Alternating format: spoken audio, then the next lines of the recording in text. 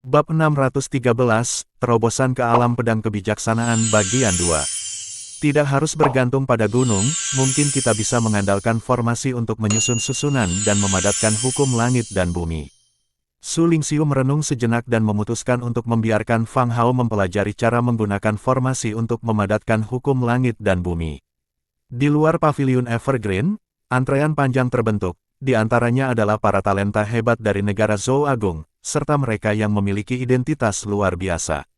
Tentu saja, mereka memendam keluhan karena diperlakukan begitu lambat.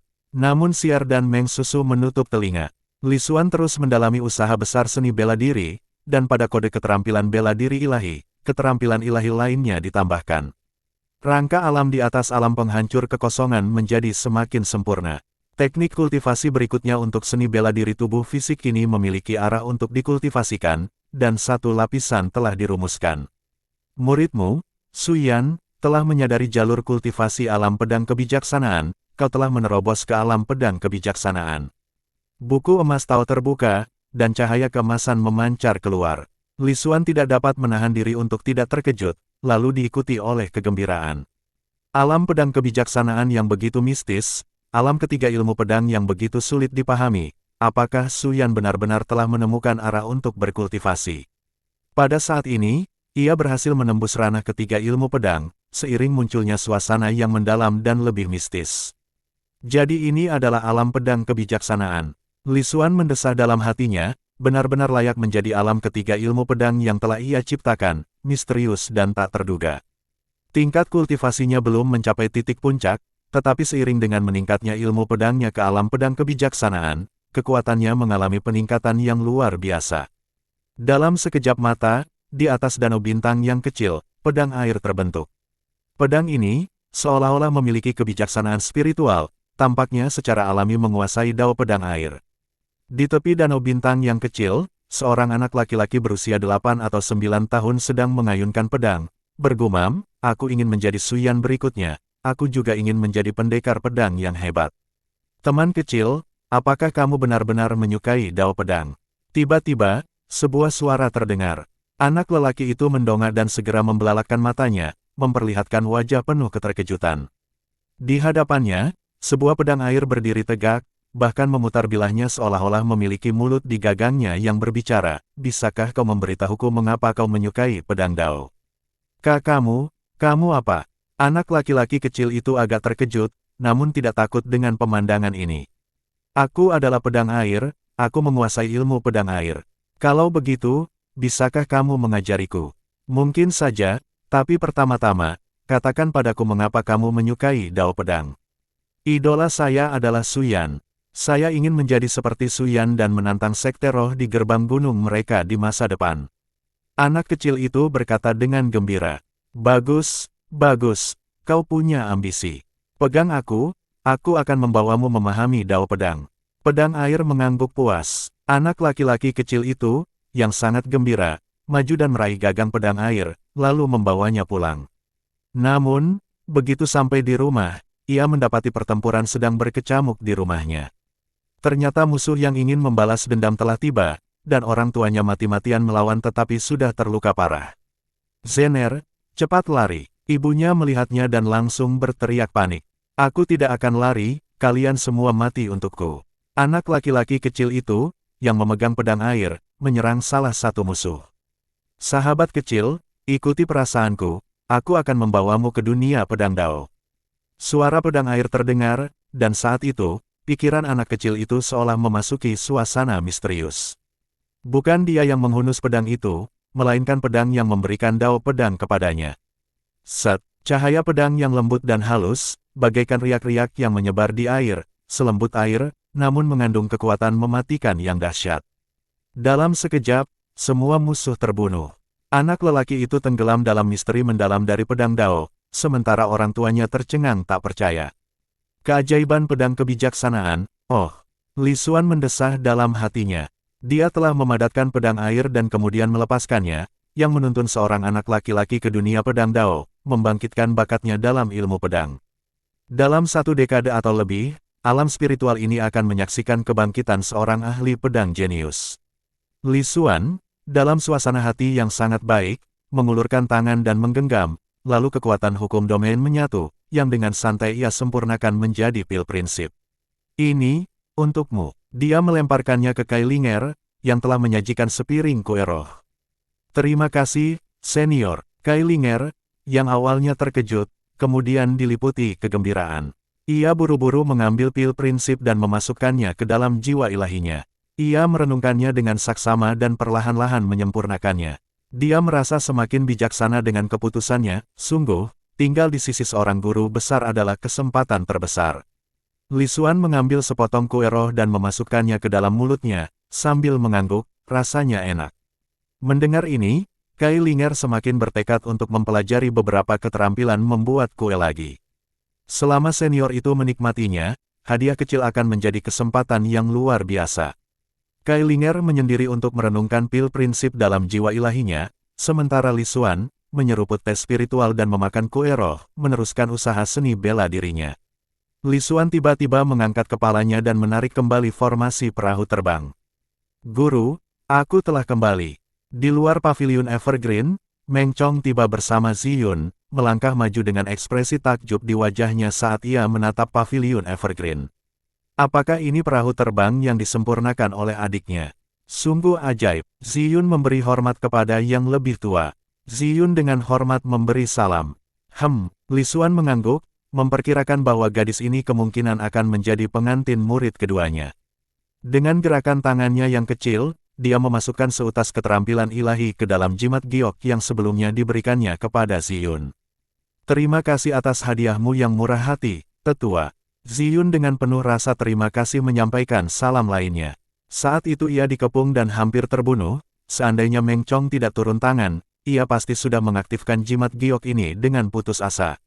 Namun, ia tidak yakin seberapa kuat jimat ini. Mungkin, jimat ini bisa menekan seorang celestial pemurnian ilahi.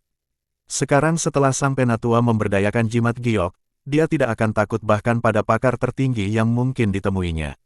Meng Chong hendak membawa Ziyun untuk menyusul Su Lingxiu ketika dia tiba-tiba mengerutkan kening. Pedangnya dengan cepat terhunus saat dia mendongak dan mendengus dingin, berani bertindak begitu lancang di sini. Dia hendak menyerang dengan pedangnya ketika Li Xuan malah berbicara sambil tersenyum. Mimpi hanyalah ilusi, gadis ini pasti Xin Mengrou, yang dibicarakan Wu Tianan. Di tengah kehampaan, khayalan samar itu tiba-tiba hancur. Sosok anggun turun, dengan ekspresi terkejut saat dia melihat sosok yang duduk santai di dalam paviliun. Xin Mengrou. Dia datang dari sekte Taimiao karena Yarong memberitahunya bahwa Su Yan berasal dari domain dalam. Pikiran pertama Xin Mengrou adalah tentang anak roh darah, mungkinkah dia belum mati? Apakah Su Yan muridnya? Oleh karena itu, dia secara pribadi datang ke paviliun Evergreen untuk menyelidiki. Kukira kau anak roh darah, tapi ternyata aku salah. Apa kau dari wilayah dalam? Xin Mengrou menenangkan diri sebelum berbicara. Keberadaan makhluk sekuat itu di domain dalam. Ya dan tidak, kata Li Xuan sambil tersenyum misterius.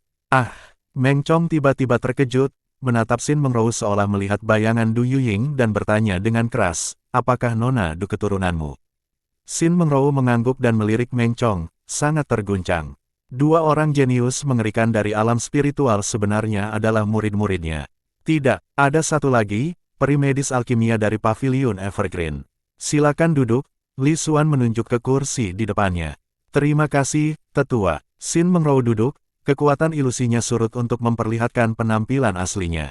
Tak tertandingi kecantikannya, wanita yang hanya ada sekali dalam sejarah. Li Xuan terkagum-kagum dalam hati, teknik kultivasi Xin Mengrou tidaklah sederhana, bagaikan mimpi, sulit dipahami, namun luar biasa kuatnya. Mereka yang berada di alam yang sama akan mudah terjebak dalam ilusi jika ceroboh, tidak mampu membedakan antara mimpi dan kenyataan. Tidak heran Wu Tianan pernah berbicara begitu tinggi tentangnya, mengklaim bahwa di seluruh alam spiritual, hanya Xin Mengrou yang merupakan lawan yang layak baginya. Li Xuan mulai memahami mengapa Su Yan menemukan jalannya ke alam pedang kebijaksanaan, yang mungkin terkait dengan kekuatan mimpi Xin Mengrou. Apa yang membawamu ke sini? Li Xuan bertanya dengan acuh tak acuh. Pertama, Su Yan berkata bahwa di hadapan tuannya, aku hanyalah seekor semut. Kedua, aku ingin melihat sendiri apakah seorang individu kuat dari wilayah dalam adalah seorang kenalan lama. Xin Mengrou tidak menyembunyikan niatnya, seorang yang berbicara terus terang dan lugas. Lalu apa pendapatmu sekarang? Li Xuan bertanya dengan senyum tipis, aura misterius masih menyelimuti udara. Xin Mengrou menarik napas dalam-dalam dan berkata, Penatua, Anda tak terduga. Tak ada yang tak terduga tentang diriku, aku hanya pemalas biasa. Li Xuan menggelengkan kepalanya sambil tersenyum, aura misteriusnya pun menghilang. Ia tampak seperti orang biasa. Akan tetapi, semakin dia bertindak seperti itu, semakin dalam pula Xin Mengrou terguncang, dan semakin tidak masuk akal baginya untuk memahaminya. Kailinger tidak melanjutkan merenungkan dan menyempurnakan kekuatan hukum domain tetapi datang untuk memperhatikannya dan menuangkan secangkir teh untuk Xin Mengrou. Xin Mengrou menatapnya dan sangat tersentuh. Mengapa jiwa ilahimu mengandung kekuatan prinsip yang begitu kuat? Kailinger baru saja merenungkan dan mencoba menyempurnakan kekuatan itu, sehingga jejak aura itu secara tidak sengaja terungkap, memungkinkan Xin Mengrou merasakan kekuatan prinsip di dalam jiwa ilahinya. Bab 614, Xin Mengrou yang terkejut, Xiang Mingmao yang marah. Itu hadiah dari seniorku, Kailinger berkata dengan wajah penuh hormat. Xin Mengrou sangat terkejut. Kekuatan hukum domain juga bisa diberikan kepada seseorang. Itu bukan sesuatu yang sangat berharga. Li Xuan menggelengkan kepalanya. Dengan lambaian tangannya, kekuatan hukum domain ditarik masuk, mengembun menjadi pil prinsip, yang dengan santainya dilemparkan ke atas meja.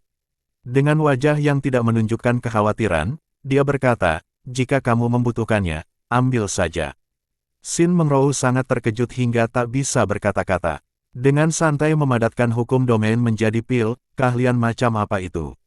Saya tidak berani menerima hadiah dari orang yang lebih tua jika saya tidak pantas menerimanya. Setelah menenangkan keterkejutannya, Xin Mengrou berbicara dengan hormat. Li Xuan mengangkat alisnya. Xin Mengrou ini memang memiliki sifat yang patut dipuji, tetapi Kailinger di sampingnya jauh kurang mengesankan, matanya bahkan tak berkedip saat melihat pil di atas meja, tak mampu mengalihkan pandangannya. Berada di sini juga bagian dari takdir, jangan sopan. Li Xuan berkata sambil tersenyum. Kalau begitu, terima kasih atas hadiah murah hatimu, senior. Setelah berpikir sejenak, Xin Mengrou mengambil 2 pil hukum domain dan berkata, 2 saja sudah cukup. Li Xuan mengangguk dan sambil mengayunkan tangannya, melemparkan pil yang tersisa kepada Su Lingxiu agar muridnya pelajari perlahan-lahan. Kailinger tampak kecewa. Orang rakus tidak bisa mengunyah lebih dari apa yang mereka gigit. Li Xuan berkata sambil tersenyum pasrah. Saya serakah. Kailinger menundukkan kepalanya karena malu. Setelah berpikir sejenak, Xin Mengrou bertanya dengan hormat, junior berlatih seni bela diri, saya ingin tahu apakah senior bisa memberi petunjuk. Dia telah mencapai puncak alam spiritual dan untuk maju lebih jauh lagi sangatlah sulit. Namun, dengan pil prinsip, dia sekarang lebih dekat ke alam berikutnya. Li Xuan tersenyum tipis dan berkata, kalau mimpi, ya memang mimpi, dan kalau bukan, ya bukan. Mimpi menyatu dengan kenyataan, dan kenyataan berubah menjadi mimpi, seperti ilusi, seperti kenyataan, mimpi sekaligus bukan mimpi, nyata sekaligus bukan mimpi. Setelah bimbingan yang sangat misterius, dengan Xin Mengrou yang tampak berpikir namun sedikit bingung, Li Xuan akhirnya berkata, jika kau dapat memahami misteri yang mendalam di dalam ini, kau dapat menempuh jalan yang unik bagimu dan terbebas dari kendala teknik bela diri yang kau latih.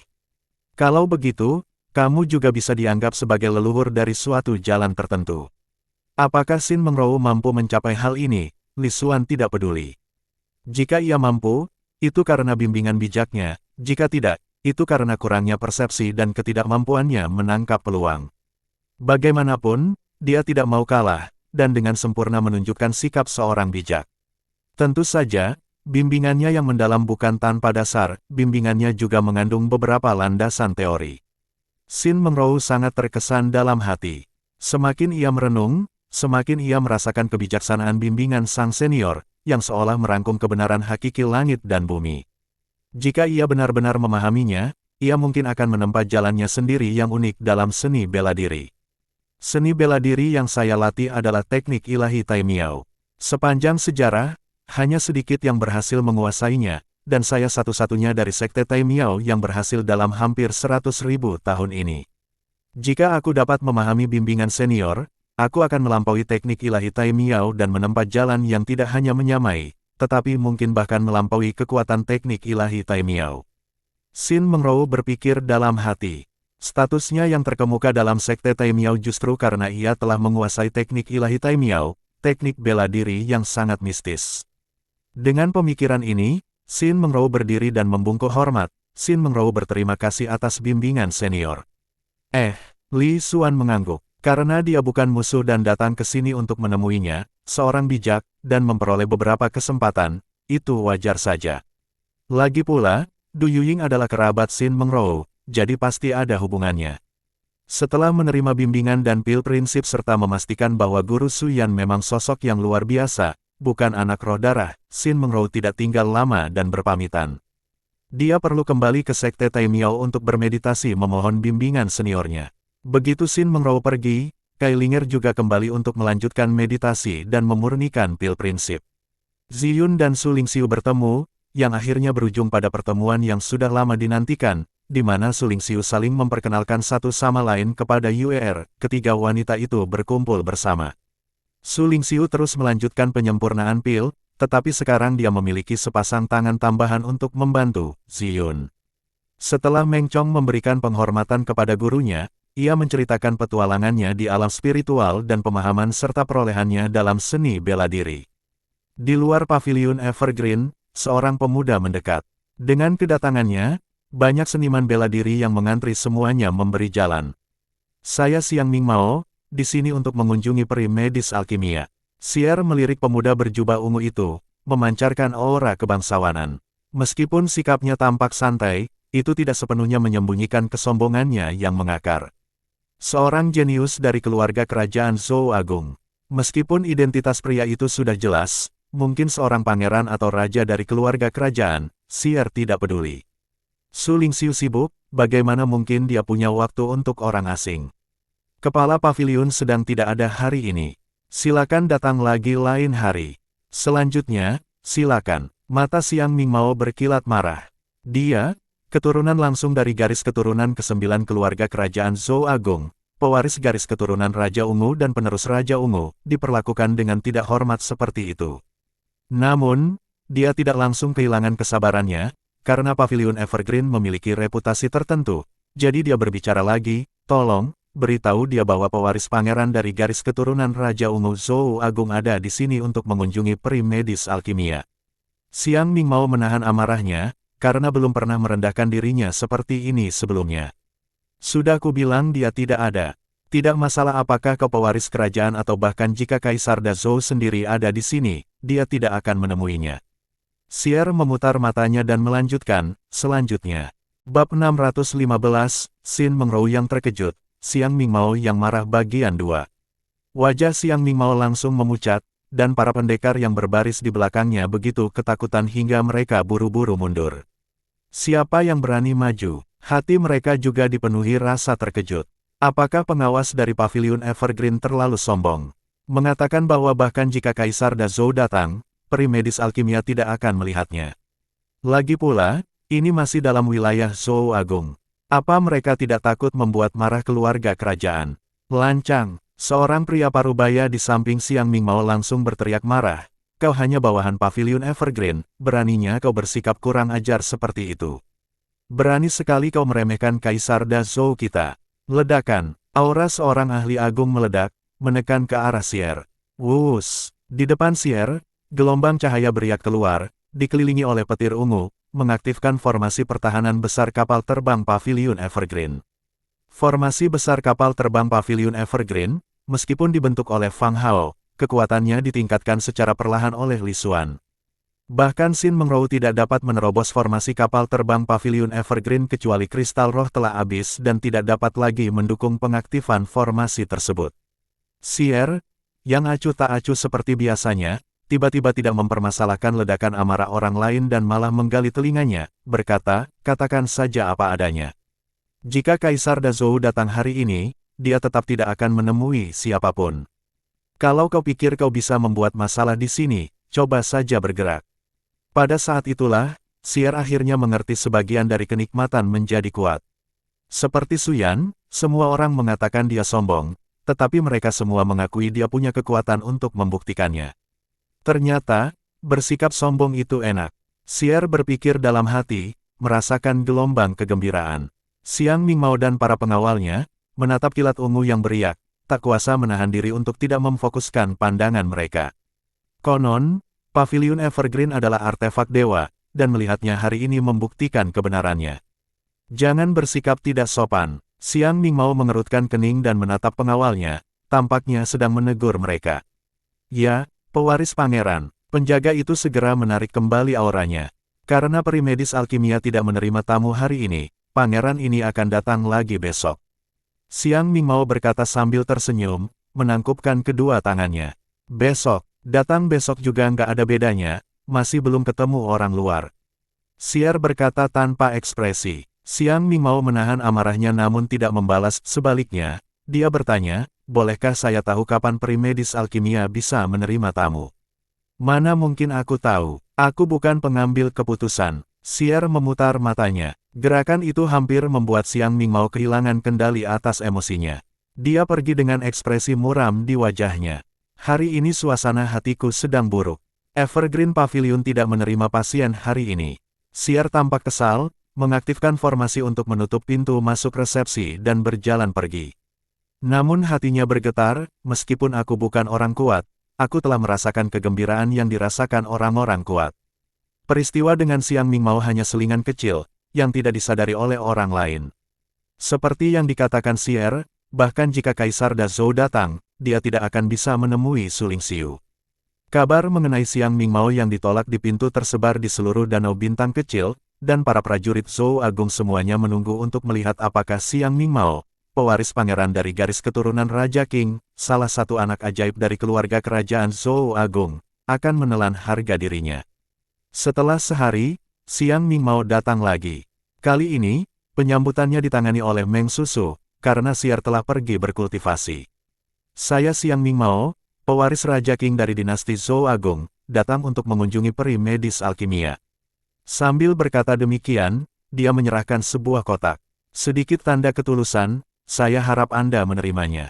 Meng Susu membuka kotak itu dan meliriknya, isinya adalah obat spiritual ilahi. Setelah melihat banyak obat semacam itu sebelumnya, ia tidak menganggapnya terlalu berharga.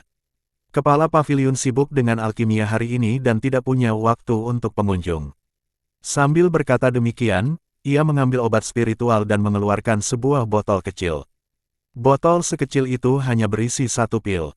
Ini pil kebangkitan, salah satu pil penyembuh. Bahkan jika fondasi celestial pemurnian ilahi rusak, fondasinya bisa dipulihkan. Dengan mempertimbangkan ketulusanmu, aku akan menjualnya kepadamu dengan harga murah. Menurut Meng Susu, satu obat spiritual ilahi yang ditukar dengan pil kebangkitan sudah cukup memberikan muka bagi keluarga kerajaan Zhou Agung. Namun Xiang Mingmao tidak melihatnya seperti itu. Kemarahannya hampir tak terbendung, sebagai pewaris Raja Qing, seorang jenius dari dinasti Zhou Agung, di mana ia tidak menerima kekaguman dari orang banyak. Namun, dia ditolak lagi. Kapan peri medis alkimia akan tersedia untuk pengunjung? Xiang Mingmao menarik napas dalam-dalam, menenangkan hatinya yang mengamuk dan bertanya. Sulit untuk mengatakannya. Meng Susu merenung sejenak, lalu berkata, kalian harus menunggu sampai Master Pavilion menyelesaikan penelitiannya tentang pil dan punya waktu luang untuk menerima tamu. Selama periode ini, tidak seorang pun boleh mengganggunya. Dapat dimengerti bahwa peri medis alkimia tidak akan menemui tamu saat tengah asyik meneliti pil. Maka Xiang Mingmao dengan sabar bertanya, kapan peri medis alkimia akan keluar dari pengasingannya? Mana aku tahu, kamu bisa datang dan bertanya setiap hari. Bertemu dengannya itu semua tergantung keberuntunganmu. Meng Susu menjawab dengan sedikit tidak sabar. Kalau begitu aku akan datang lagi besok. Xiang Mingmao tidak punya pilihan selain pergi. Hari berikutnya, Xiang Mingmao kembali, dan kali ini, orang yang ditemuinya adalah Zhou Ying. Kami tidak menerima tamu. Zhou Ying memotongnya sebelum dia bisa menyelesaikannya. Wajah Xiang Mingmao memerah karena marah, urat-urat dahinya menonjol, hampir tidak mampu menahan amarahnya. Saat itu, Su Yan kembali. Ia langsung melangkah masuk ke paviliun Evergreen, dan setelah melihat ini, Xiang Mingmao tak kuasa menahan amarahnya. Kenapa dia bisa masuk, tapi kau malah menahan pewaris kerajaan ini di luar? Apakah paviliun Evergreenmu meremehkan keluarga kerajaan Zhou Agung? Ini benar-benar tidak dapat ditoleransi. Su Yan menoleh ke belakang, keturunan bangsawan dari garis keturunan Kaisar Dazhou. Tidak lemah, karena dia telah memadatkan untaian percikan roh domain, tetapi kekuatan seperti itu tidak ada apa-apanya bagi Su Yan sekarang, dia bisa menghancurkannya dengan satu tamparan. Tanpa ada keinginan untuk menggerakkan jari sedikit pun, dia berbalik dan berjalan pergi. Xiang Mingmao sangat marah, ekspresi macam apa itu? Penghinaan seperti itu, penghinaan seperti itu. Paviliun hijau abadi Anda berada di dalam wilayah Zhou Agung, berani bersikap begitu sombong dan meremehkan Zhou Agung, apakah Anda benar-benar percaya? Mentalitas Xiang Mingmao benar-benar hancur. Kemudian, dia melihat seorang gadis cantik bagai dewa muncul dari paviliun Evergreen. Gadis itu berlari ke arah lelaki yang baru saja kembali dengan penuh semangat, sambil berseru, "Kakak senior, kau kembali." Mengikutinya, seorang wanita cantik lain bergegas maju untuk menemui pria itu, lalu muncullah sesosok wanita berjubah ungu. Ziyun, putri Komandan Ziyun dari tanah milik Raja King, wanita itu berasal dari tempat yang rendah. Ziyun, meskipun dia putri dari keluarga Raja King, dia bukan keturunan keluarga kerajaan Zhou Agung. Dia wanita dari kalangan bawah, tapi kau mengizinkannya masuk ke paviliun Evergreen dan menolakku, pewaris keluarga kerajaan Zhou Agung yang sombong. Sungguh, paviliun Evergreenmu lancang. Kau menunjukkan penghinaan terhadap keluarga kerajaan Zhou Agung, menentang garis keturunan Raja Xi. Pada saat itu, Xiang Mingmao benar-benar kehilangan kesabarannya dan meluapkan amarahnya. Di dalam paviliun Evergreen, Su Yan telah kembali, dan Su Lingxiu beserta yang lainnya keluar dengan gembira untuk menyambutnya, hanya untuk mendengar suara marah yang meraung di luar paviliun. Ziyun mendongak kaget, kenapa dia datang ke sini? Kamu kenal dia? Su Lingxiu bertanya, sama terkejutnya. Pewaris Raja Xi dari Zhou Agung, dia tidak akur dengan keluarga Raja Kingku.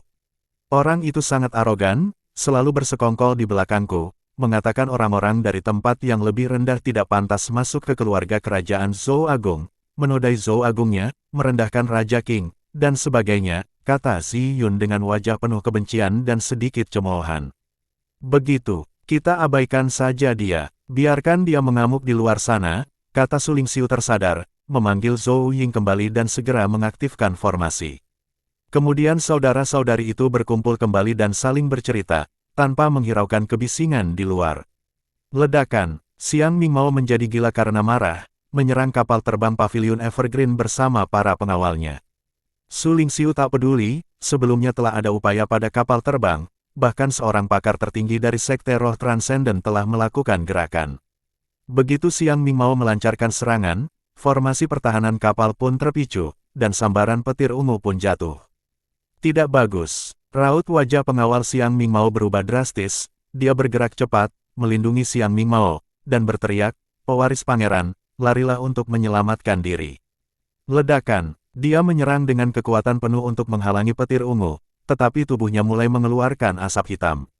Wajah Xiang Mingmao memucat, dia mundur dengan panik, sambil meraung, paviliun Evergreen punya nyali, ini adalah provokasi bagi Zhou Agung. Ledakan, kilatan guntur kembali menyambar, penjaga itu meraung sambil menyerang dengan sekuat tenaga, namun dia tetap terbunuh oleh ledakan itu. Seluruh danau bintang kecil bergetar, dan semua seniman bela diri sangat tercengang. Paviliun Evergreen benar-benar berani menyerang Pangeran Pewaris Raja Xi. Ini merupakan tantangan bagi keluarga kerajaan Zhou Agung, terutama di tanah Zhou Agung. Bagaimana mungkin Zhou Agung menerima penghinaan ini? Xiang Mingmao juga ketakutan, tidak menyangka pihak lain begitu kejam hingga langsung mencoba membunuhnya tanpa memperdulikan statusnya. Dalam kepanikan, dia melarikan diri karena takut jika terlambat sedikit saja akan mengakibatkan kematiannya. Bab 616, diduga Yang Mulia Surgawi, Jurang Laut Biru. Danau Xiaoxing dilanda kekacauan, seorang ahli tertinggi dari keluarga kerajaan Zhou Agung dibunuh oleh paviliun hijau abadi, dan kebanggaan keluarga Zhou Agung, pewaris Pangeran Ziyun, nyaris terbunuh, melarikan diri dengan penuh kehinaan. Berita itu menyebar, menyebabkan semua kekuatan besar di Zhou Agung terkejut. Ini merupakan provokasi bagi keluarga kerajaan Zhou Agung. Apakah paviliun Evergreen benar-benar memiliki keberanian seperti itu, begitu yakin bahwa mereka dapat menahan serangan balasan dari keluarga kerajaan Zhou Agung? Para seniman bela diri yang awalnya berencana mengunjungi Evergreen Pavilion, beberapa bahkan mencari nasihat medis, tiba-tiba takut untuk melanjutkan, semuanya menunggu untuk melihat bagaimana situasi akan berkembang. Meski terjadi keributan, baik Su Lingxiu, Su Yan, maupun Meng Chong sama sekali tidak peduli. Hanya satu lagi pakar tertinggi yang telah memadatkan percikan roh domain yang meninggal, bukan masalah besar. Ini bukan pertama kalinya mereka membunuh seorang pakar tertinggi. Ziyun menyuarakan kekhawatirannya dengan sedikit khawatir, keluarga kerajaan Zhou Agung sangat kuat, mungkinkah ada masalah? Tentu saja, meskipun dia agak khawatir, dia tidak merasa ada bahaya, hanya saja beberapa masalah mungkin timbul. Ini masalah kecil, dia menyerang duluan, bukankah seharusnya kita melawan balik? Su Lingxiu berkata dengan acuh tak acuh.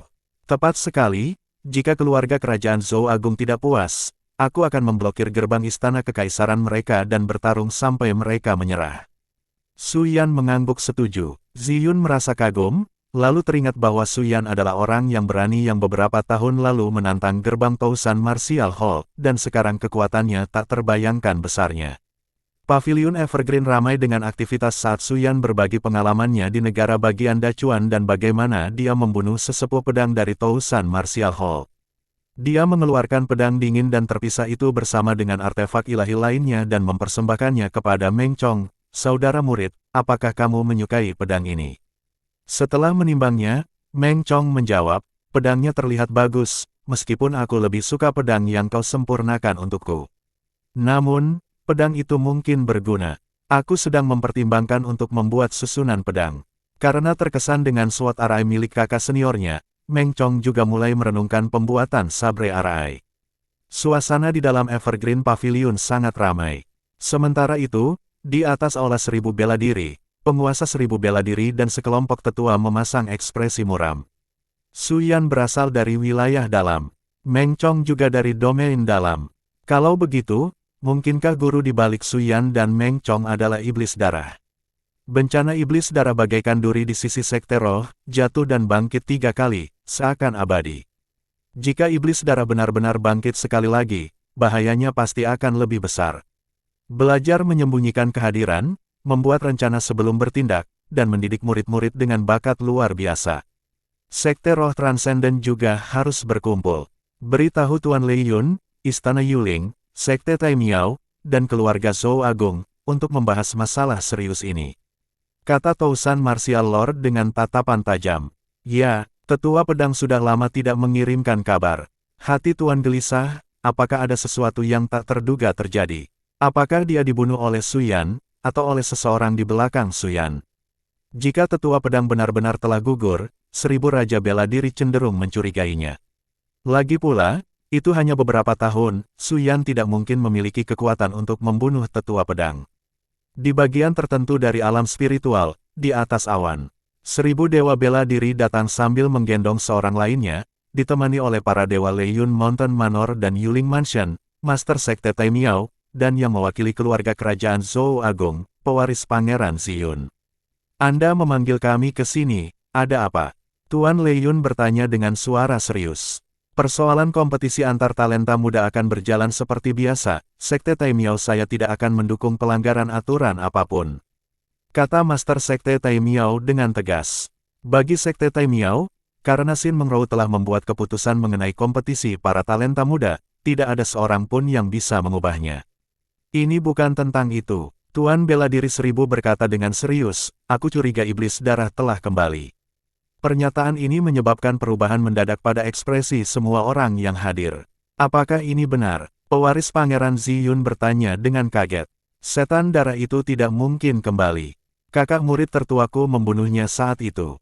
Kata Master Sekte Tai Miao dengan dingin. Menatap dingin ke arah Tousan Martial Lord, bukti apa yang kau punya? Orang ini berasal dari domain dalam, tiba saat gerbang alam spiritual terakhir dibuka. Informasi yang diketahui menunjukkan bahwa Su Yan, Meng Chong, dan Pavilion Evergreen semuanya berasal dari domain dalam dan mereka adalah sesama anggota sekte. Kata Tousan Martial Lord sambil mengangkat Ziyun. Baik Tuan Yuling Mansion dan pewaris Pangeran Ziyun menoleh menatap Ziyun, bertanya dengan nada berat, benarkah ini? Wajah Ziyun pucat pasi, gemetar hebat. Bagaimana mungkin dia masih menyembunyikan kebenaran di titik ini? Su Yan memang berasal dari wilayah dalam, Meng Chong juga berasal dari wilayah dalam. Di wilayah dalam, mereka memiliki bakat-bakat luar biasa, Bakat-bakat yang tak terkalahkan, mereka adalah guru kami, sosok yang mulia dan misterius. 1000 penguasa bela diri menyatakan, kita semua harus tahu dengan jelas tentang wilayah bawah wilayah dalam. Selain iblis darah yang melarikan diri ke sana bertahun-tahun yang lalu, di mana lagi ada orang mulia? Tidak diragukan lagi bahwa orang di belakang Su Yan adalah iblis darah tua. Penguasa Yuling Mansion dan pewaris Pangeran Ziyun mengangguk, ekspresi mereka muram. Selain iblis darah, pernahkah ada tokoh bangsawan di wilayah dalam? Mustahil, iblis darah sudah lama mati, dikuburkan oleh kakak muridku sendiri. Bahwa Su Yan dan Meng Chong berasal dari wilayah dalam, kakak muridku juga tahu dan telah menyelidikinya, mereka jelas bukan iblis darah. Master Sekte Tai Miao menggelengkan kepalanya. Tuan Leiyun berbicara dengan ekspresi serius, kediaman Gunung Leiyunku telah berurusan dengan Pavilion Evergreen dan juga berobat ke peri medis alkimia. Kami telah bertemu orang itu. Saya setuju dengan apa yang dikatakan Master Sekte Tai Miao. Dia jelas bukan iblis darah, dia yang mulia surgawi. Saat mengucapkan kata-kata terakhirnya, suara Lord Leiyun terdengar berat, asal-usul yang mulia surgawi, niatnya berada di luar pengetahuan kami. Leiyun Mountain Manorku tidak akan terlibat dalam masalah ini. Raut wajah orang-orang di Yuling Mansion berubah, dan mereka berseru dengan heran, benarkah ini? Saya 90% yakin. Tuan Leiyun menyatakan dengan serius. Jadi itu bukan iblis darah. Bab 617, diduga yang mulia surgawi, Jurang Laut Biru bagian 2. Wajah 1000 dewa bela diri menampakkan ketidakpercayaan. Jembatan ilahi akan segera terbuka. Jika ini benar-benar melibatkan yang mulia surgawi, kalian semua harus lebih berhati-hati. Amarah yang mulia surgawi bukanlah sesuatu yang bisa kalian tahan. Master Sekte Tai Miao berbalik dan pergi. Iblis darah pasti sudah mati. Kita harus berhati-hati dalam urusan yang mulia surgawi. Raja Ungu merenung sejenak sebelum berbalik untuk pergi. Jika memang yang mulia surgawi yang dapat mengabaikan aturan-aturan tertentu dan tetap berada di wilayah batin atau alam spiritual, kekuatan dan identitas yang mulia surgawi ini tidak boleh dianggap enteng. Biarkan masalah ini berakhir di sini. Penguasa istana Yuling pun berbalik dan pergi.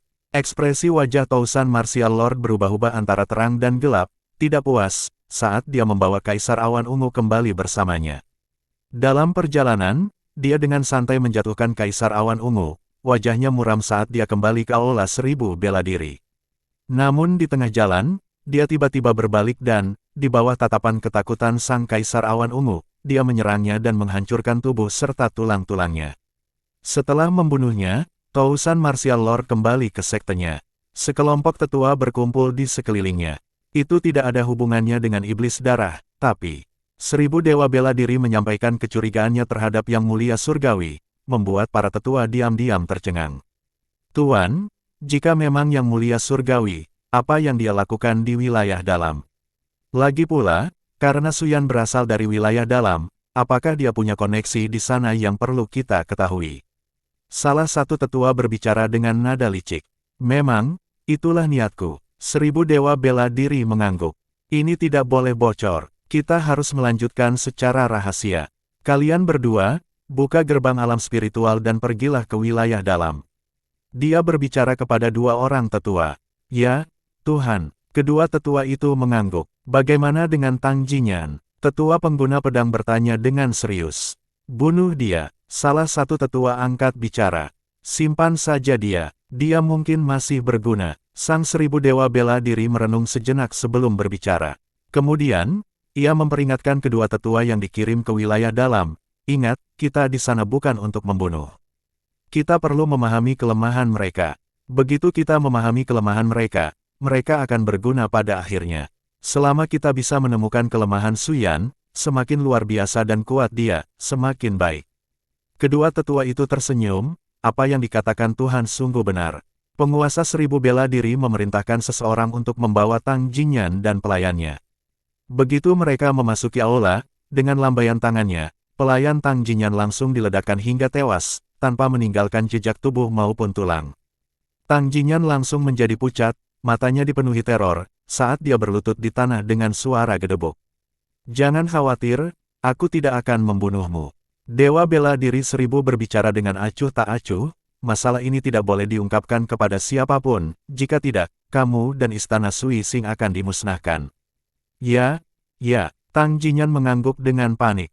Baiklah, istana Sui Xing akan mengandalkan Aula Seribu Bela Diri. Kalian boleh kembali sekarang dan menunggu instruksi selanjutnya.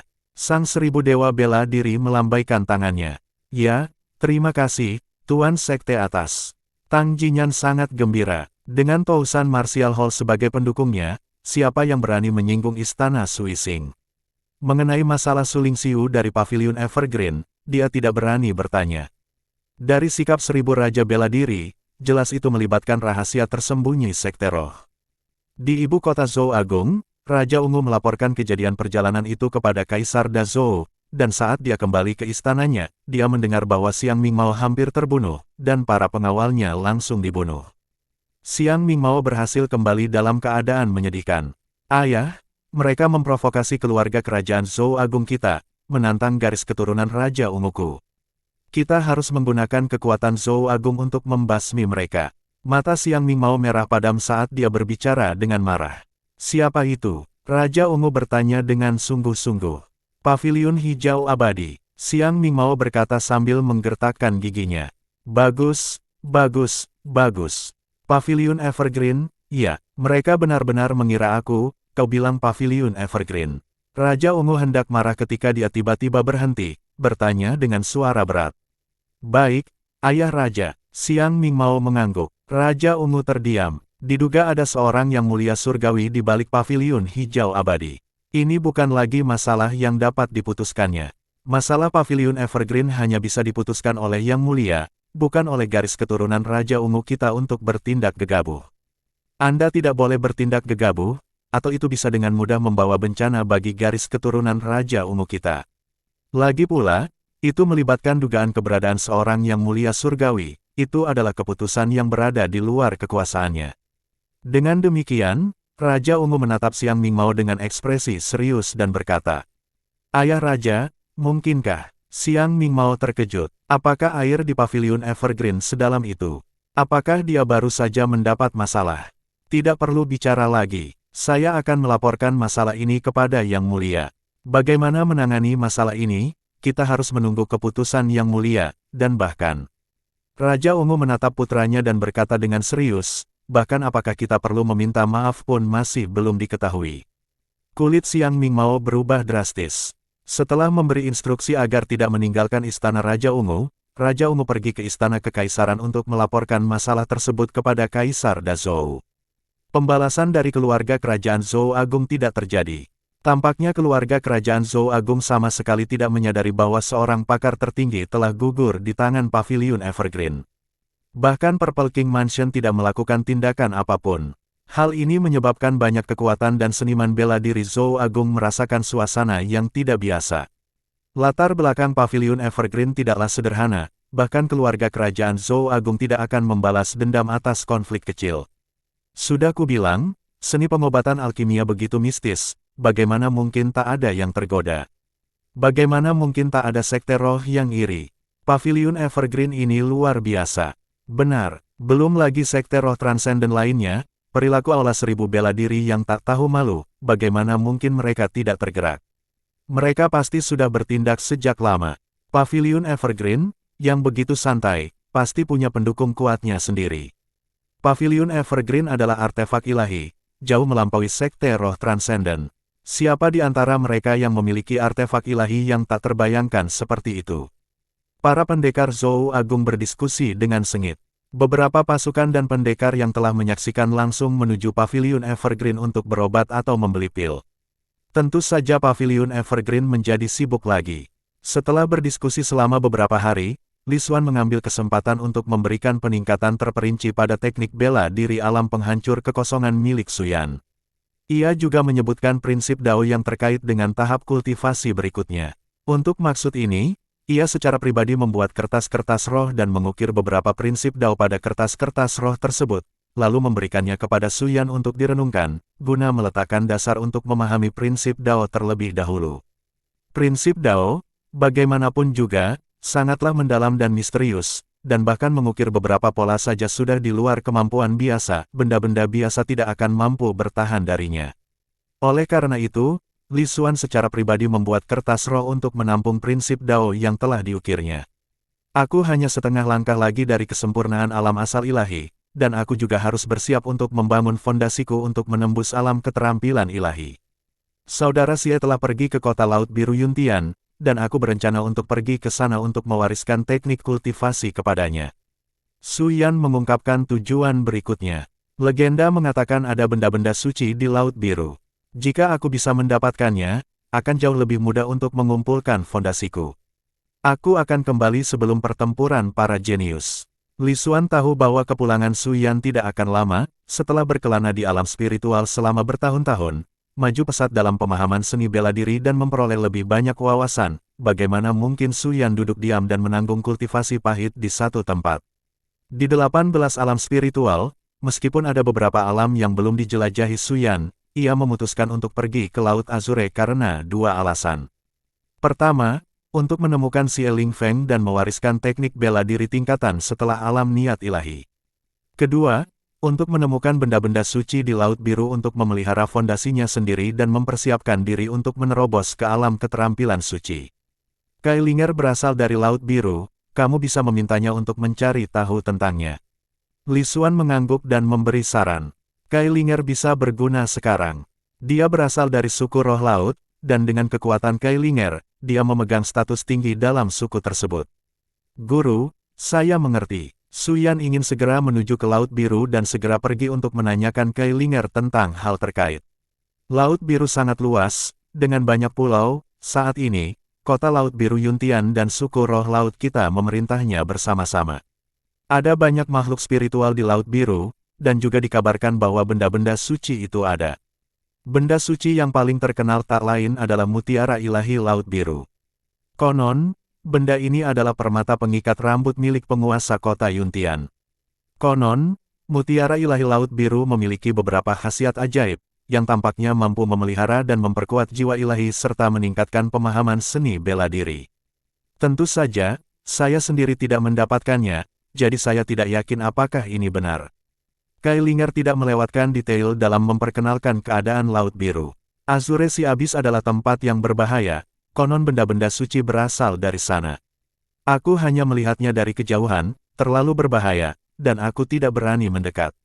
Saya tidak yakin apakah ada benda-benda suci di tempat lain, tetapi ada lebih dari 90% kemungkinan bahwa Abis berisi benda-benda suci. Namun, aku sarankan kau jangan mendekat, itu benar-benar tempat kematian. Bahkan kami, suku roh laut, yang mengarungi perairan, dan ras-ras Laut Biru, tidak berani masuk ke dalamnya dengan mudah. Su Yan mengangguk, dia mengingat-ingat Azure si Abis, di sana kemungkinan besar terdapat benda-benda suci. Mengenai bahaya yang disebutkan Kailinger, Su Yan tentu saja tidak akan masuk sembarangan. Namun, ia berbeda dengan para pendekar alam spiritual, dengan metode yang semakin misterius. Dia dapat membiarkan avatar asal ilahinya menjelajah tanpa mempertaruhkan tubuh aslinya. Sekalipun dia menghadapi bahaya, hal itu hanya akan menghabiskan sebagian dari esensi ilahiyahnya, masalah kecil. Bab 618, Tubuh Bintang Matahari Agung yang tidak dapat dihancurkan, gerbang alam spiritual hilang. Laut Biru, selain jurang mutlak, juga menyimpan beberapa tempat berbahaya lainnya, namun tak satu pun yang lebih berbahaya daripada jurang maut, dan kemungkinan keberadaan benda-benda suci di sana pun berkurang secara signifikan. Selain jurang mutlak Laut Biru, ada juga lokasi lain di mana artefak dewa mungkin ada, tetapi sangat sulit ditemukan. Rumornya, mutiara dewa Laut Biru dapat ditemukan di sana, kata Kailinger setelah berpikir sejenak. Jurang hitam Laut Azure adalah tempat yang luar biasa di Laut Azure. Meskipun berbahaya, karena seseorang dapat dengan mudah tersesat saat menyelaminya, ada kemungkinan tersesat. Khususnya bagi klan manusia, bahayanya bahkan lebih besar, dan seseorang bahkan bisa terjebak di dalamnya, jelas Kailinger. Menurut Kailinger, jurang hitam sebenarnya bukanlah jurang yang dalam. Namanya diambil dari bagian laut yang berwarna hitam pekat seperti tinta, persis seperti jurang. Begitu masuk ke dalam, bukan saja penglihatan terhalang, sehingga seseorang tidak dapat melihat jauh, tetapi jangkauan kekuatan jiwa roh ilahi pun sangat berkurang. Justru karena keunikan Black Abyss, meskipun ada artefak ilahi, tidak mudah menemukannya. Semuanya bergantung pada keberuntungan dan kesempatan. Ingatlah untuk tidak menjelajah terlalu dalam, agar tidak tersesat. Anda mungkin berpikir Anda sedang melayang ke atas, tetapi pada kenyataannya, Anda bisa saja tenggelam atau hanyut ke sisi lain. Lagi pula, dikabarkan ada beberapa entitas khusus yang akan menyerang mereka yang masuk. Meskipun kebanyakan tidak kuat, ada kemungkinan makhluk-makhluk kuat berada di kedalaman Black Abyss, ujar Kailinger dengan sungguh-sungguh. Suyan mengangguk, mengingat tempat-tempat ini. Sesampainya di Laut Biru, ia berniat menjelajahinya satu persatu. Aku pernah mendengar dari seorang tetua suku roh laut bahwa jurang hitam diduga merupakan sisa-sisa medan perang kuno, itulah mengapa tempat ini begitu unik, Kailinger menambahkan di akhir. Kemudian, dia mengeluarkan sebuah kerang kecil bening dan sebuah kerang laut kecil dengan ukiran pola di atasnya, yang di bagian tengahnya terdapat nama, Kailing.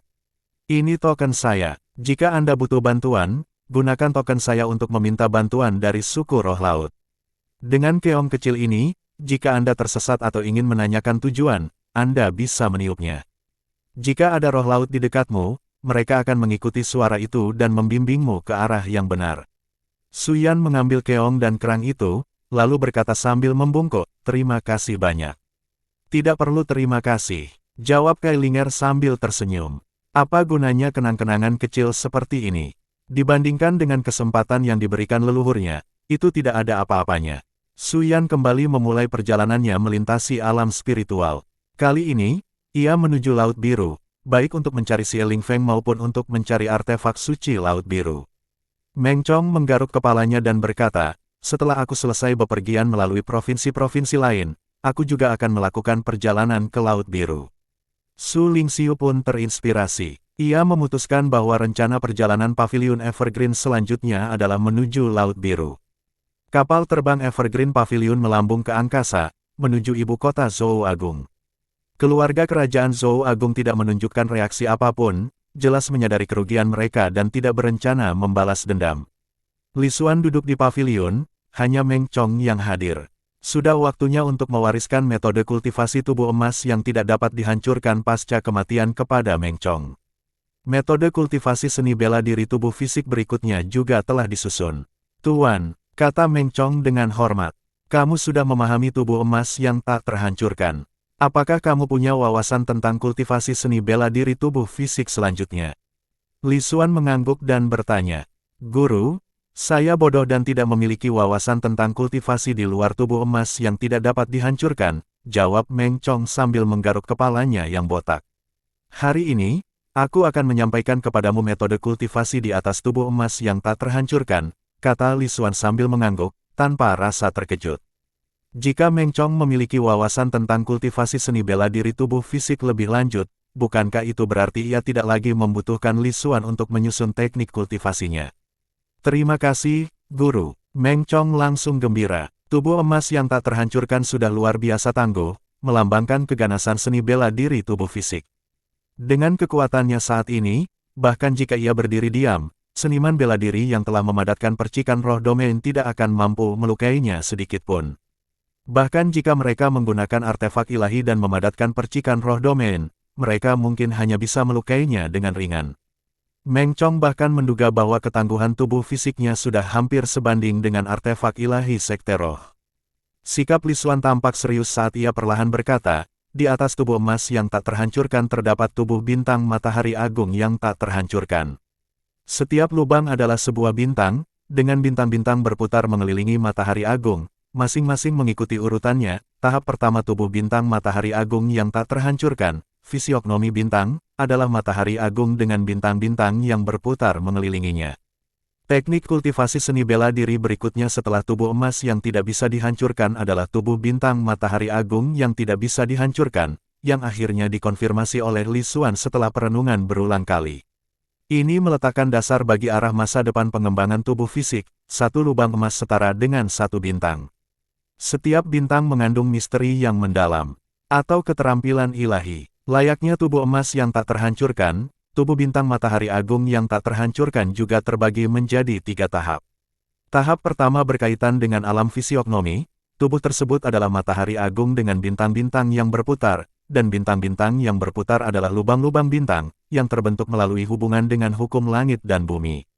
Untuk melanjutkan kekuatan seni bela diri tubuh fisik dan mencapai keadaan alam tertentu, Li Xuan telah banyak memikirkan metode kultivasi.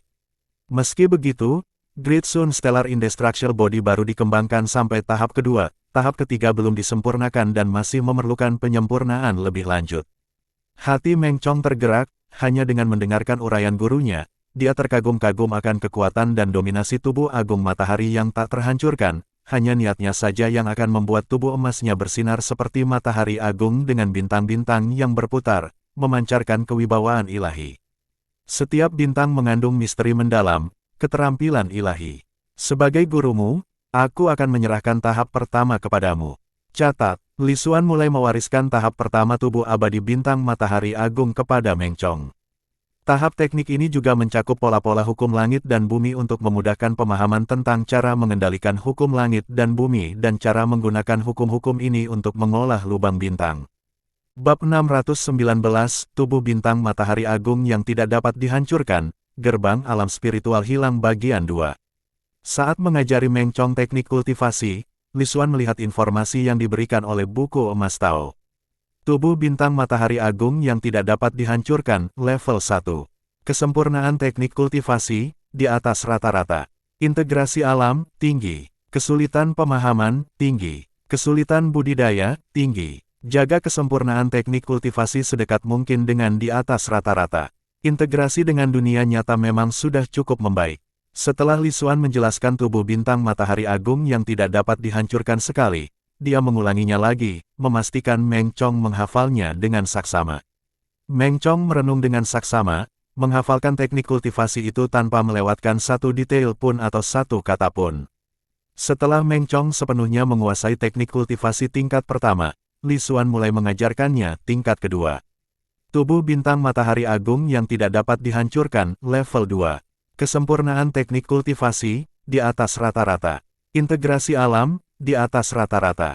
Kesulitan pemahaman, tinggi. Kesulitan budidaya, tinggi. Butuh waktu yang cukup lama bagi Li Xuan untuk meningkatkan integrasi alam level kedua tubuh abadi bintang matahari agung ke level di atas rata-rata. Tapi itu sudah cukup. Selama Meng Chong bisa menguasai level pertama, ia tentu akan mampu menguasai level kedua. Dengan integrasi ranah di atas rata-rata, hanya butuh waktu lebih lama untuk memahaminya. Demikian pula, untuk tubuh bintang matahari agung yang tidak dapat dihancurkan, Li Xuan menjelaskannya 2 kali dan berfokus pada poin-poin utama untuk penjelasan menyeluruh, membantu Meng Chong untuk mencerna dan mengingatnya sepenuhnya. Aku akan mewariskan kepadamu tingkat kedua tubuh abadi bintang matahari agung, dan aku akan memberimu tingkat ketiga setelah kamu memahami tingkat pertama, agar kamu tidak lupa, kata Li Xuan sambil melambaikan tangannya setelah mewariskan teknik kultivasi tingkat kedua. Ya, Guru. Meng Chong dengan hormat pamit untuk mencari tempat yang tenang guna mengonsolidasikan dan menghafalkan teknik kultivasi, memastikan tidak ada yang terlewat. Kapal terbang Pavilion Evergreen telah turun ke sebidang tanah kosong tepat di luar ibu kota Zhou Agung, di mana sebuah rumah bangsawan kecil tiba-tiba tampak menonjol, dengan pavilionnya yang luar biasa mencolok. Pavilion Evergreen telah tiba. Di ibu kota Zhou Agung, banyak sekali seniman bela diri menunggu reaksi keluarga kerajaan Zhou Agung. Pavilion Evergreen telah tiba tepat di pinggiran ibu kota. Belum lama ini, di Danau Bintang Kecil, mereka telah membunuh seorang ahli tertinggi dari keluarga kerajaan Zhou Agung, dan kini mereka telah tiba tepat di luar ibu kota. Sepertinya mereka sedang memprovokasi siapapun yang melihatnya. Meskipun sudah diketahui bahwa Pavilion Evergreen berkelana jauh dan luas, dan mungkin kunjungan ini hanyalah tujuan yang direncanakan berikutnya, kedatangan mereka yang tiba-tiba di ibu kota tepat setelah konflik di Danau Bintang Kecil mau tidak mau menimbulkan spekulasi apakah mereka ingin melakukan provokasi dengan sengaja. Hal ini juga menyebabkan suatu situasi di mana, meskipun Pavilion Evergreen telah tiba, tidak ada satupun seniman bela diri yang datang untuk mencari pertolongan medis, membuatnya tampak sangat sepi karena semua orang menunggu sikap keluarga kerajaan Zhou Agung. Ada apa dengan orang-orang di ibu kota Zhou Agung ini? Apa tidak ada seniman bela diri yang terluka? Atau mereka memang tidak tertarik pada pil? Kata Xier dengan bingung. Mungkin mereka menunggu pernyataan dari keluarga kerajaan Zhou Agung. Kata Meng Susu sambil tersenyum. Ziyun, apakah ada hal menarik yang bisa dilakukan di ibu kota Zhou Agung? Tanya Su Lingxiu penasaran. Seharusnya ada, kata Ziyun ragu-ragu sebelum menambahkan, aku tidak akrab dengan orang-orang dari keluarga kerajaan itu, dan aku tidak mau repot-repot menjilat mereka, aku menghabiskan sebagian besar waktuku untuk berkultivasi. Tetap saja, ayah angkatku sangat baik padaku. Kakakku yang bangsawan telah pergi ke kota Yuntian, dan aku tidak tahu mengapa ayah angkatku mengirimnya ke sana. Begitu, Su Lingxiu merenung sejenak sebelum menyarankan, mari kita keliling ibu kota besok. Lagi pula, itu satu-satunya dinasti di alam spiritual yang tidak berada di bawah kendali Sekte Roh. Aku ingin melihat kemegahan ibu kota Zhou Agung. Nona, apakah memasuki ibu kota Zhou Agung akan menimbulkan masalah bagi kami? Tanya Zhou Ying dengan cemas. Masalah apa yang mungkin ada? Aku tidak takut masalah. Jika keluarga Zhou Xiang Agung ingin mati sendiri, biarkan saja. Tuanku ada di sini, jawab Su Lingxiu acuh tak acuh. Zhou Ying memikirkannya dan menyimpulkan itu masuk akal. Paviliun Evergreen paling tidak takut pada masalah. Jadi ini ibu kota Zhou Agung, kota utama alam spiritual. Karena kita sudah di sini, bagaimana mungkin kita tidak melihat-lihat? Li Xuan memandang ke arah ibu kota Zhou Agung, juga merasa ingin berjalan-jalan. Raja Ungu Zhou Agung, datanglah bersama putra pemberontakmu untuk meminta maaf kepada peri medis alkimia. Tiba-tiba sebuah suara terdengar saat Su Lingxiu dan yang lainnya sedang mendiskusikan perjalanan mereka ke ibu kota Zhou Agung. Raja Ungu, Su Lingxiu terkejut, apakah keluarga kerajaan Zhou Agung menyerah? Raja Ungu datang untuk meminta maaf. Xiang Mingmao itu adalah putra Raja Ungu, jelas Ziyun. Jadi begitu, Su Lingxiu mengangguk mengerti, lalu membuka gerbang dengan formasi dan berkata, masuk. Raja Ungu, mengenakan jubah ungu, masuk bersama seorang pemuda di belakangnya, dengan kepala tertunduk, itu adalah Xiang Mingmao. Yang mulia Raja Ungu, kata Ziyun sambil membungkuk hormat. Sebagai anggota keluarga kerajaan Zhou Agung, dia tentu harus memberi penghormatan saat melihat Raja Ungu, tidak berani mengabaikannya seperti yang mungkin dilakukan Su Lingxiu dan yang lainnya. Raja Ungu mengangguk. Nona Su, Raja Ungu membungkuk sambil mengepalkan tangan, wajahnya penuh permintaan maaf. Beberapa waktu lalu, putra saya yang kurang ajar menyinggung Nona Su. Karena urusan yang mendesak, saya tidak sempat meminta maaf. Saya harap Anda tidak menyimpannya dalam hati. Hari ini, setelah mendengar Nona Su datang ke ibu kota, aku membawa putraku ke sini untuk menebus kesalahanku. Setelah selesai, dia melotot ke arah Xiang Mingmao. Saya telah bertindak gegabah dan menyinggung Paviliun Evergreen dan Nona Su beberapa waktu lalu. Saya mohon maaf dan memohon kemurahan hati Nona Su, kata Xiang Mingmao, hatinya dipenuhi keengganan. Akan tetapi, ini adalah keputusan Kaisar Da Zhou, dan betapapun tidak relanya dia tidak punya pilihan selain menurut, jika tidak, dia mungkin kehilangan jabatannya sebagai pewaris pangeran. Melihat Ziyun berdiri di samping Su Lingxiu, rasa cemburu dan ketidakpuasan menyerbu dalam dirinya, tetapi dia menyembunyikan semua perasaan itu, tidak berani menunjukkan sedikit pun petunjuk. Sambil menyampaikan permintaan maaf dan penebusan dosa, Xiang Mingmao mengangkat tinggi sebuah kotak dengan kedua tangannya.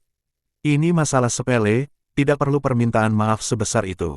Su Lingxiu menggelengkan kepalanya. Ini tanda permintaan maaf kecil, kuharap Nona Su tidak keberatan, sela Raja Ungu sambil tersenyum. Kalau begitu, terima kasih, Su Lingxiu mengangguk. Zhou Ying melangkah maju dan mengambil kotak itu. Yang mulia Zhou Agung ingin mengadakan perjamuan untuk menghormati Nona Su, bolehkah saya bertanya apakah Nona Su bersedia hadir? Tanya Raja Ungu. Su Lingxiu segera menggelengkan kepalanya, aku tidak bisa, aku tidak suka menghadiri jamuan makan. Meskipun Kaisar Da Zhou bersikap sangat rendah hati, Su Lingxiu tetap menggelengkan kepalanya sebagai tanda penolakan. Kalau begitu, kami pamit dulu, Raja Ungu mengangguk, membungkukkan tangannya, lalu pergi bersama Xiang Mingmao. Apakah Raja Ungu benar-benar mudah diajak bicara? Kudengar dia sangat mendominasi, kata Ziyun dengan sedikit curiga. Dia hanya bersikap dominan terhadap mereka yang lebih lemah darinya. Saat menghadapi seseorang yang lebih kuat, tentu saja dia tidak bisa bersikap begitu angkuh, ujar Meng Chong mendekat dan berkomentar. Raja Ungu memang kuat, namun, Meng Chong tidak terlalu peduli, dengan kekuatannya saat ini, ia tidak sedikit pun lebih lemah dari Raja Ungu. Dalam pertempuran sungguhan, Raja Ungu pastilah yang akan kalah. Keesokan harinya, Ziyun, ditemani Meng Chong, Su Lingxiu, Yue dan Kai Linger, pergi ke ibu kota. Xier, Meng Susu, dan Zhou Ying merasa kekuatan mereka terlalu lemah dan, karena khawatir akan menjadi beban jika terjadi sesuatu yang tak terduga, memutuskan untuk tetap di kapal terbang. Li Xuan sudah berjalan-jalan di halaman istana Kaisar Dazhou, terkagum-kagum, sungguh layak mendapatkan warisan yang menyaingi Sekte Roh Transenden, kekuatan yang luar biasa. Kekuatan Kaisar Dazhou memang luar biasa. Kekuatan Kaisar Dazhou memang lebih rendah dibanding Xin Mengrou dan Wu Tianan, tetapi menurut Wu Tianan, kekuatannya jauh melampaui para guru dari Tousan Martial Hall, Lord Leon, dan Yuling Mansion. Tentu saja, kekuatan Kaisar Dazhou yang diakui publik kurang lebih setara dengan 1000 penguasa bela diri dan sejenisnya. Sungguh pantas bagi seorang kaisar, licik dan suka bersembunyi, selalu menyembunyikan sesuatu di balik lengan bajunya. Kaisar Dazhou tidak menggunakan teknik kultivasi untuk mengaburkan kekuatannya, sebaliknya, itu adalah artefak ilahi yang selalu dibawanya setiap saat yang menyembunyikan kemampuan aslinya. Yuzu, negara Zheng. Dua tetua dari Tousan Martial Hall tiba secara diam-diam dan segera melacak Kaisar Zheng untuk membawanya ke aula besar tempat gerbang alam spiritual akan dibuka. Membuka gerbang alam spiritual tak boleh dibicarakan. Jika satu bisikan pun lolos, kematianlah konsekuensinya. Seru salah satu tetua aula bela diri 1000 dengan nada serius kepada Kaisar Zheng dan dua seniman bela diri yang menjaga aula. Baik, tetua sekte atas. Ketiganya praktis berkeringat deras. Mereka tak lain adalah tetua dari Sekte Roh Transenden. Para tetua, mohon beri kami waktu sebentar, kata kedua penjaga itu dengan tergesa-gesa saat mereka mulai membuka gerbang alam spiritual. Buka saja sedikit, itu sudah cukup, seorang tetua menginstruksikan. Ingin menghindari deteksi, keduanya dengan hati-hati mengamati keadaan sekitar untuk memastikan tidak ada seniman bela diri lain di sekitar yang dapat menyadari pembukaan gerbang alam spiritual. Para tetua, sudah siap, salah satu penjaga mengumumkan. Tetua aula 1000 bela diri melintasi aula besar, dengan penuh semangat menuju ke tempat gerbang alam spiritual berada. Namun, setelah keluar dari aula dan melihat ke atas, langkahnya terhenti. Di manakah gerbang alam spiritual? Ruang di mana seharusnya gerbang alam spiritual berada ternyata kosong, tidak ada apapun di sana. Apakah gerbang alam spiritual telah menghilang? Kalau kamu suka cerita seperti ini, jangan lupa mampir lagi di episode berikutnya ya. Kamu bisa dukung channel ini dengan like dan subscribe biar kami bisa terus bercerita untukmu. Terima kasih sudah mendengarkan, sampai jumpa di kisah selanjutnya. Cerita belum berakhir, pastikan kamu nggak ketinggalan bab berikutnya.